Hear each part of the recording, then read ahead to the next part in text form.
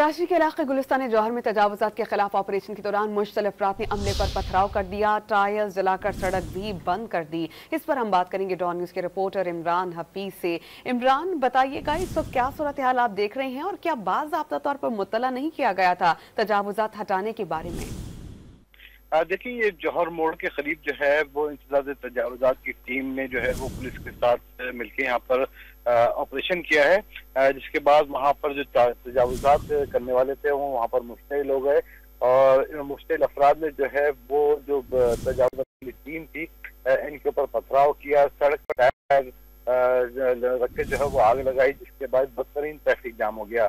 मुश्तइल अफराद ने जो है वो सड़कों को ट्रैफिक के लिए मुकम्मल तौर पर बंद कर दिया गया है। पुलिस की बारी नफरी पहुंची है, उन्होंने जो मुजाहिरीन को मुंतशिर किया है। यहाँ पर ये बात जो है वो वाज़ेह है कि जो तजावुजात माफिया है वो किस हद तक जो है वो सरगर्म हो चुकी है कि वो अब कानून के लिए ऑपरेशन करने के लिए जो मुश्तइल अफराद भी सड़कों पर हैं। इमरान हमें अपडेट कर रहे थे, बहुत शुक्रिया आपका।